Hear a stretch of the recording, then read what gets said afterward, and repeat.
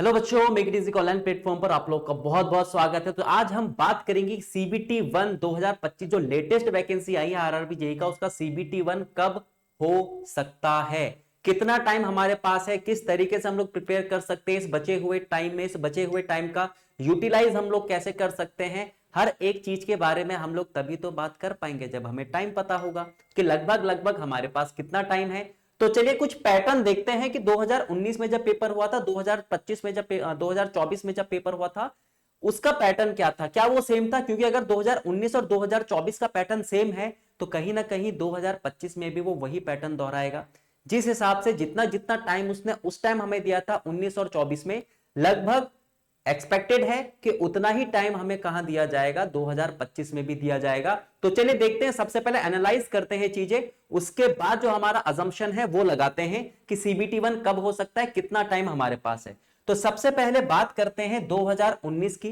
तो 2019 की अगर हम बात करें तो 2019 में अगर हम नोटिफिकेशन की बात करें तो वो आया था लास्ट दिसंबर में, यानी जनवरी ही समझ लो इसको। तो जो हमारा एप्लीकेशन स्टार्ट हुई थी भरना और फॉर्म जब आपके पास लास्ट डेट उसकी थी जब बंद हो गए थे, तो 2 जनवरी से स्टार्ट हुआ था भरना, 31 जनवरी, यानी पूरा का पूरा आपको एक महीना दिया गया। ठीक है, पूरा का पूरा कितना दिया गया आपका, एक महीना, यानी कि 30 दिन दिए गए। तो दिसंबर में आया था, लास्ट दिसंबर है तो जनवरी हम समझ सकते हैं, तो यानी पूरा का पूरा एक महीना हमें फॉर्म भरने के लिए दिया गया था जनवरी में। एडमिट कार्ड रिलीज कब हुआ था? 18 मई में। तो अगर मैं जनवरी से मई तक जाऊं तो इसका मतलब मेरे को यहां पर जो गैप मिला था वो कितने महीने का मिला था? 4 महीने का। यानी मेरे पास जो अपनी प्रिपरेशन करने का, अपनी स्ट्रेटेजी बनाने का जो टाइम था वो 4 महीने था, है ना। 2019 की हम बात कर रहे हैं कि जनवरी में आपका क्या आया था, नोटिफिकेशन आया था, यानी जनवरी से फॉर्म भरना स्टार्ट हुए थे और मई में क्या हो गया, उसका एडमिट कार्ड रिलीज हो गया और मई में ही आपका क्या करा दिया गया, पेपर 22 मई से आपके पास जून में पेपर करवा दिया गया। यानी आपके पास सिर्फ और सिर्फ जो टाइम था वो कितना था? 4 महीना। ठीक है भाई, 2019 के बारे में हम लोगों ने देख लिया कि फॉर्म कब आया था, है ना। जो आपके पास नोटिफिकेशन है वो कब आया, कब से फॉर्म भरना स्टार्ट हुए, कितनी तारीख को एडमिट कार्ड आया आपके पास और कब से पेपर भरना या पेपर देना स्टार्ट हुआ। अब बात करते हैं टाइम हमें कितना मिला, 4 महीना। अब देखते हैं जो पिछले साल हुआ 2024 में, उसमें क्या था, क्या यही पैटर्न था? तो हमने देखा पिछली बार जो 2024 का नोटिफिकेशन रिलीज हुआ था वो जुलाई में हुआ था, 27 जुलाई, यानी जुलाई का एंड आप इसको भी मान लीजिए कि ये जुलाई के एंड में, जैसे वहां पर आपका दिसंबर के एंड में आया था सेम वैसे यहां पर जुलाई के एंड में भी आया। अच्छा, हमारा जो फॉर्म भरने की स्टार्टिंग और क्लोजिंग डेट है वो 30 जुलाई से लेकर 29 अगस्त, यानी आप कह सकते हो कि पूरा का पूरा अगस्त का महीना।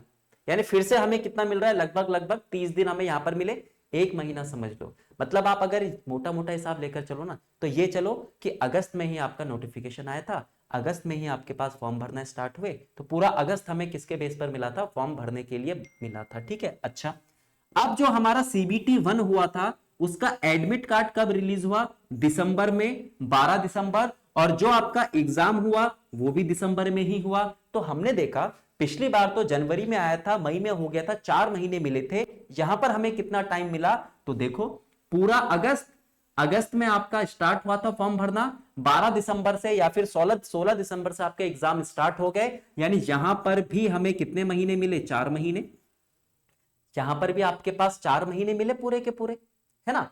अगस्त, सितंबर, अक्टूबर, नवंबर, दिसंबर में आपका पेपर, वहां पर जनवरी, फरवरी, मार्च, अप्रैल, मई में आपका पेपर, तो 4 4 महीने हमें मिल गए यहां पर।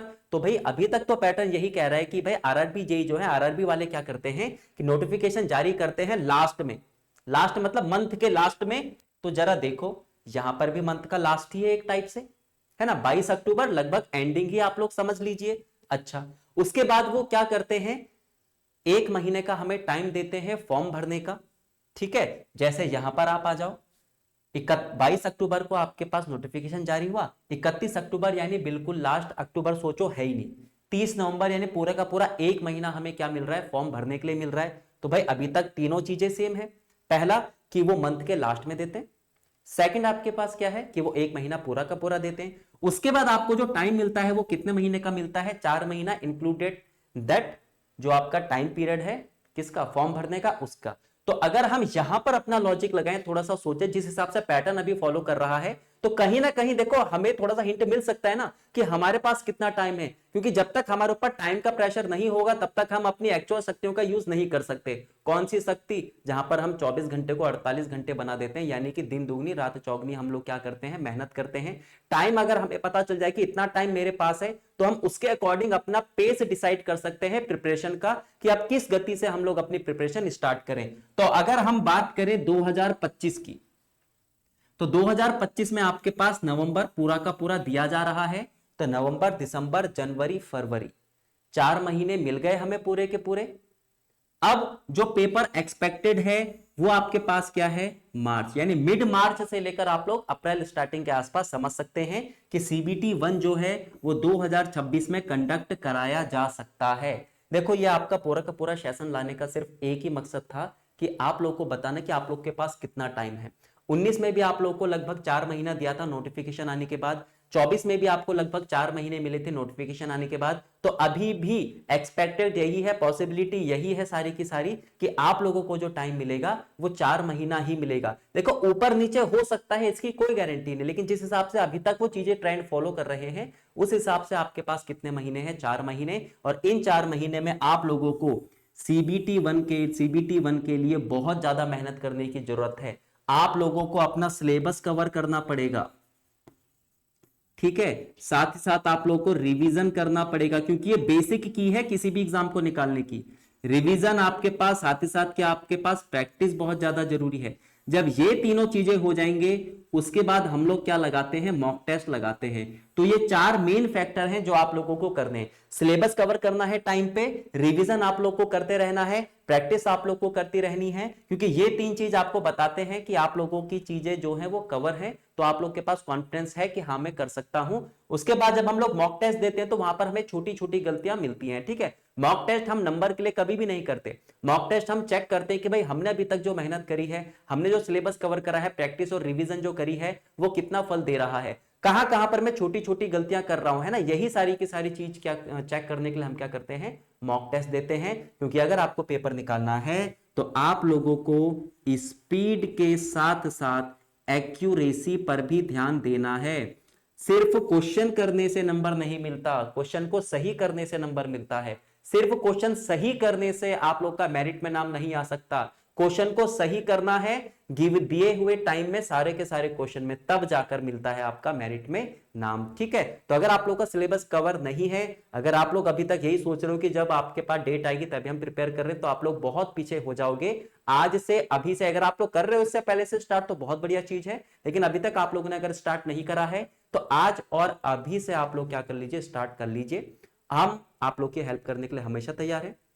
अगर आप अपने आप करना चाहते हो तो बहुत बढ़िया, लेकिन अगर आपको लगता है कि बिल्कुल गाइडेंस वे में मुझे करना है, बिल्कुल बेसिक और कॉन्सेप्चुअल चलना है, जहां पर बाद में मेरी स्पीड भी बन जाए, साथ ही साथ एक्यूरेसी भी आ जाए, इन चीजों के लिए आपके बेसिक और कॉन्सेप्ट कवर होने चाहिए, एकदम आपके पास क्रिस्टल क्लियर होने चाहिए, तभी जाकर आप किस पर ध्यान दे सकते हो, स्पीड और एक्यूरेसी पर, है ना। वो बात की चीज है। बेसिक और कॉन्सेप्ट यहां पर काम आते हैं जब हम सिलेबस रिवीजन और प्रैक्टिस करते हैं। मॉक टेस्ट के टाइम पर हम लोग क्या लगाते हैं, अपनी स्पीड लगाते हैं। लेकिन जब तक आपके बेसिक और कॉन्सेप्ट क्लियर नहीं है ना, बिल्कुल बेसिक तरीके से आपने सारे के सारे टॉपिक कवर नहीं करे हैं ना, तो हमेशा आपको दिक्कत होती रहेगी, ठीक है। तो अगर आप हमारे साथ जुड़कर प्रिपरेशन स्टार्ट करना चाहते हैं सीबीटी 1 की, तो मेक इट इजी मैकेनिकल आप लोगों के लिए लेकर आया है एक स्पेशल बैच।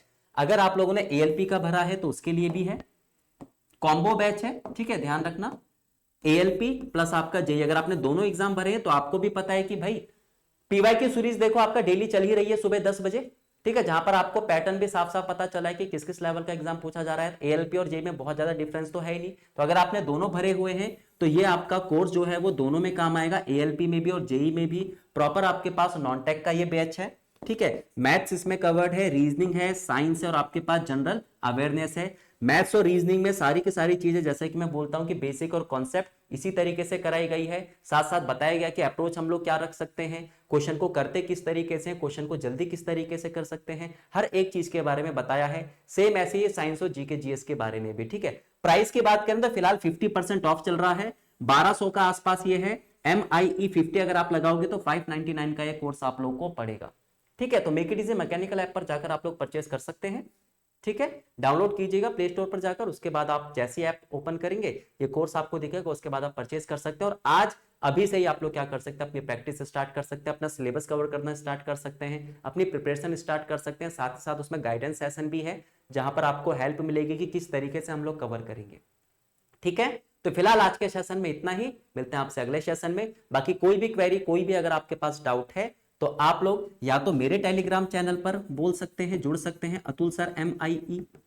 ठीक है, मैथ्स और रीजनिंग से रिलेटेड कोई भी डाउट हो आपका, किसी भी टाइप का डाउट हो, इस टेलीग्राम चैनल पर आप लोग भेज सकते हैं। मैं उसी टाइम या फिर थोड़ा टाइम लेकर उसको सॉल्व जरूर करूंगा। बाकी और कोई कोर्स से रिलेट करता हुआ कोई भी आपका डाउट हो, है ना, आपको कैसे परचेस करें, किस तरीके से कूपन कोड लगाएं, तो आप हमारे हेल्पलाइन नंबर पर कॉल कर सकते हैं, जहां पर आपको पूरी जानकारी दी जाएगी। ठीक है, तो फिलहाल आज के सेशन में इतना ही। बाकी देखो और भी अगर न्यूज मिलती है तो टाइम टू टाइम आप लोग के सामने लाई जाएगी। Okay, thank you.